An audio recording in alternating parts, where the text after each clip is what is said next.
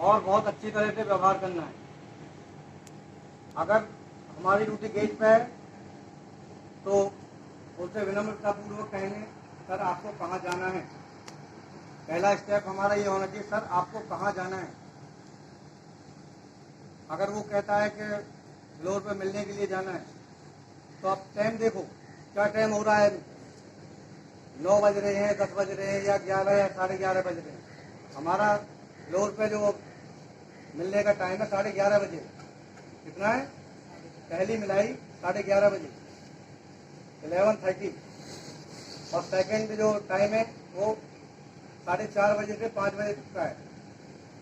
तो इस बीच में हम मिलने के लिए भेजेंगे।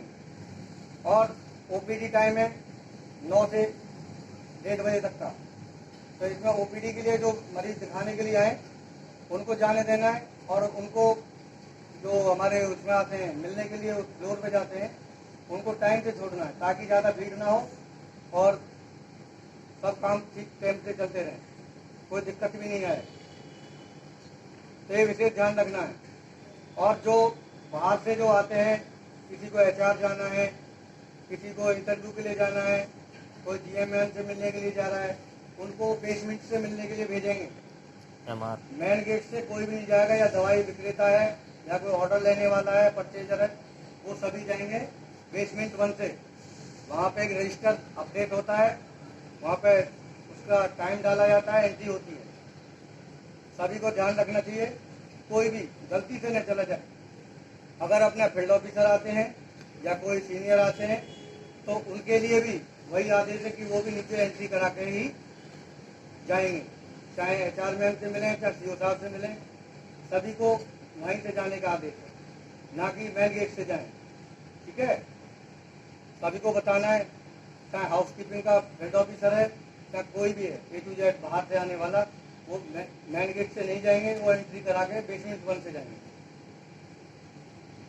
और जो इमरजेंसी पे गार्ड है वो सिर्फ इमरजेंसी के लिए ही अंदर करेंगे, अटेंडेंट को वैसे नहीं करेंगे कि फ्लोर पे मिलने के लिए जा रहे हैं वो भी इमरजेंसी से निकल रहे हैं और फ्लोर पे पिछली लिफ्ट से भी ब्लॉक से जा रहे हैं, वहाँ से कोई नहीं जाएगा।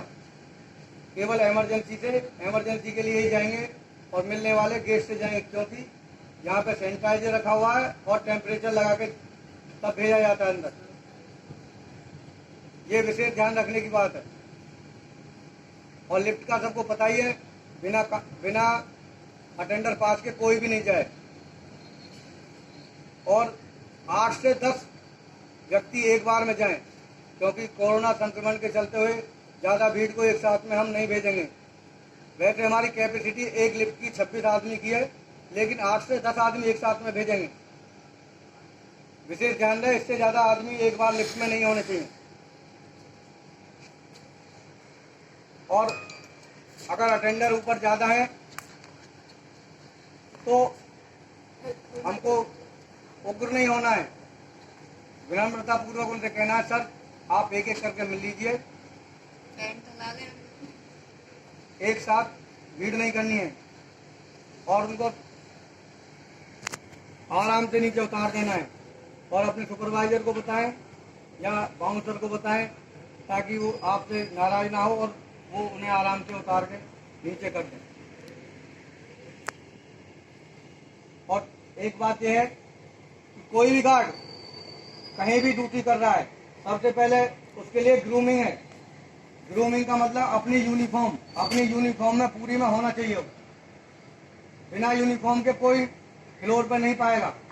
किसी के पट्टा नहीं है गले में, किसी के टाई नहीं है, किसी के कैप नहीं है, किसी की दाढ़ी बड़ी हुई है और किसी के बाल खुले हुए हैं, ऐसा कोई भी नहीं पाएगा।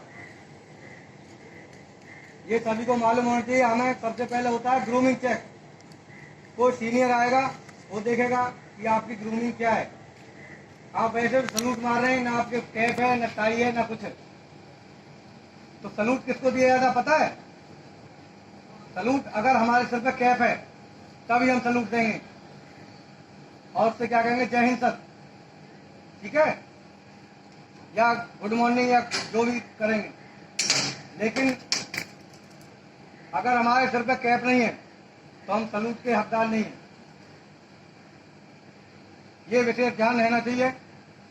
और अगर हमें जो नमस्कार करना तो कैसे करना, सर नमस्कार, सर गुड मॉर्निंग, इस तरह, ठीक है। ये नहीं है कि जय हिंद कर रहे हैं, अब सिर पे कैप भी नहीं है और टाई वाई कुछ भी नहीं है, ना आई कार्ड है। आई कार्ड है, कैप है, तब हम सलूट देंगे। ये हमारे लिए विशेष बात ध्यान रखने की, खासकर ध्यान रहे कि ग्रूमिंग हमारी पूरी होनी चाहिए, ठीक। और हम हॉस्पिटल में काम कर रहे हैं, कुछ लोगों की आदत होती है कि बचा के चलना, किसी लोहे से ऐसे हाथ मारना, कोई खुली हुई ओपन डोर है, जैसे हमारा बिजली के बोर्ड है उनका वो खुला है, झांकने लगते हैं। ऐसे कोई नहीं पाएगा, क्योंकि सभी जगह लगे होते हैं, फायर का वो लगा रहता है, आग लगने की संभावना, करंट की संभावना। एक खोपड़ी और हड्डी का वो इस तरह से बना हुआ होता है, वो खतरे का निशान होता है, क्योंकि वो बिजली के उपकरणों के जो बॉक्स होते हैं उन पर लगाया जाता है। तो विशेष ध्यान रहे कि उनमें कोई हाथ नहीं मारेगा, कोई झांकेगा नहीं किसी भी तरह से, कभी भी किसी में करंट हो सकता है, ठीक। और अगर लिफ्ट खराब हो जाती है तो उस पर एक टैग लगा दिया जाता है, अंडर मेंटेनेंस। ये ध्यान रहे कि अगर अंडर मेंटेनेंस लगा हुआ है तो कोई भी अटेंडर जा रहा है उससे मना करो जी ये मेंटेनेंस में इससे नहीं जाओ। कभी कभी ऐसा होता है कि कोई दबा के चला जाता है और वो अंडर मेंटेनेंस भी खुल जाता है, डोर खुल जाता है, लेकिन पता चला बीच में ही फंस गया आदमी और जल्दी से उसको मदद नहीं मिली तो दम भी घुट सकता है। इसलिए ध्यान रहे, यहाँ पे अंडर मेंटेनेंस का टैग लगा हुआ है, उससे मना करना है, कोई भी वहां नहीं जाए। एक होता है रेड टैग। रेड टैग का मतलब होता है कहीं बिजली का उपकरण खराब है या करंट उतर रहा है तो वहां पे रेड टैग लगा दिया जाता है। रेड टैग का मतलब ये होता है यहाँ खतरा है, इसे आप न टच करें या इसको नहीं खोलें, या कोई जगह पानी की टेप खराब है, टूट गई है, उसमें भी रेड टैग लगा देंगे। क्यों लगा देंगे? अगर आपने जबरदस्ती खोल लिया वो बंद नहीं होगा, पता चला सारे में पानी फैल जाए। इस तरह से ध्यान दें कि कहीं पर अगर टैग लटका हुआ है पेपर का, इस तरह छपा हुआ होता है, तो उसे ना छुएं, ना पानी खोलें और ना बिजली का कोई स्विच वगैरह ऑन करें। ये ध्यान रहना चाहिए हमें सर, ये हमारी सेफ्टी से रिलेटेड होता है। कहीं पर रेड पट्टी लगा दी जाती है ना कि यहाँ से रास्ता बंद है, तो उस रास्ते को नहीं जाएं। पता चला हम मेंटेनेंस का काम चल रहा है या कोई केमिकल बिखरा हुआ है या कोई अदर एक्टिविटी कर दी, कोई ऐसा पार्ट पड़ा हुआ है जहाँ के छूने से खराब हो जाए। इस तरह से आपको ध्यान रखना चाहिए, सेफ्टी की चीजें हैं। अगर कहीं टेप लगी है तो उस एरिया में नहीं जाना है और न ही किसी को जाने देना है, सभी को ध्यान रहना चाहिए। और कहीं टैग लगा हुआ है तो उसे छूना नहीं है, ना उसे स्विच ऑन करना है। ये सेफ्टी से रिलेटेड बहुत ध्यान रखने की बातें हैं। इसी तरह से हम अपने घर में भी अगर कहीं कोई चूल्हा खराब है गैस का तो वहाँ बच्चों को नहीं जाने दें। ये हमारी सब सेफ्टी से छोटी छोटी बातें होती हैं। हमें अपना चूल्हा भी अगर जो गैस का चालू करना है तो पहले चेक कर लेना चाहिए सिलेंडर खुला हुआ है नहीं खुला हुआ। अगर खुला हुआ है तो पहले उसे बंद करेंगे और चेक करेंगे कहीं लीकेज तो नहीं है। ये हमारे घर से भी रिलेटेड है और यहाँ भी सब जगह फॉलो करता है। सेफ्टी सबसे पहला होनी चाहिए, तो सभी को ये। और यहाँ पे कुछ इंडिकेशन ऐसे होते हैं जैसे कोड अलाउंस होते हैं, कुछ लोग जो नए आए हैं उनके लिए खासकर है। कोड रेड क्या होता है? अगर यहाँ कोड रेड अलाउंस होता है तो समझो कहीं फायर लगी हुई है, यानी आग लगी हुई है या संभावना है, तो हमें पहचान जाना चाहिए कि कहीं आग लगनी है, हमें मदद के लिए वहां जाना है। अब ये पता करो कि कहाँ लगी हुई है आग, तो अनाउंस होता है जैसे code red flour 11, code red emergency, code red 7 floor, इस तरह से बोला जाएगा।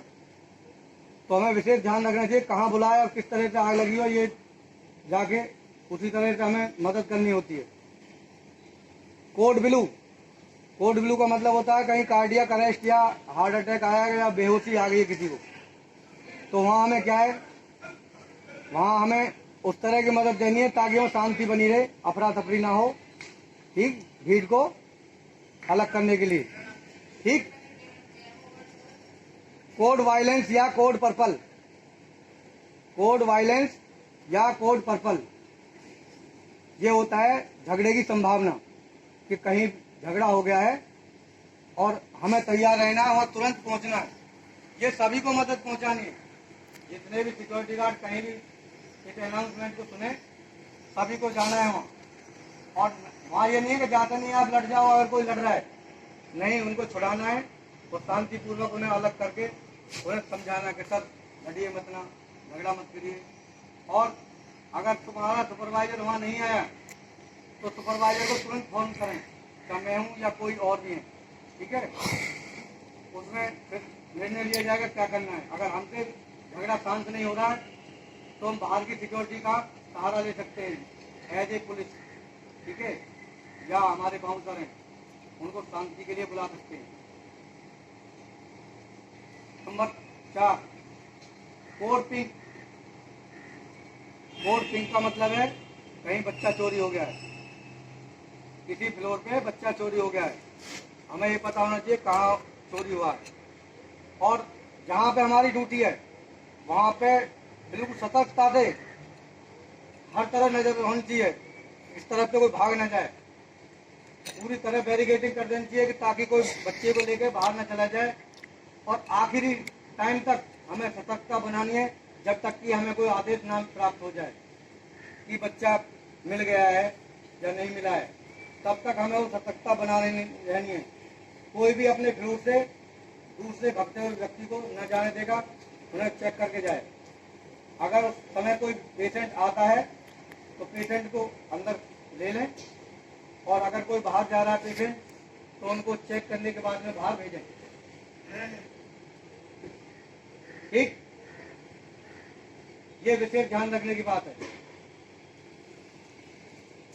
ओके, सभी को पता चल गया है। ठीक है, जय हिंद, जय भारत। लाइन तोड़। जिसकी ड्यूटी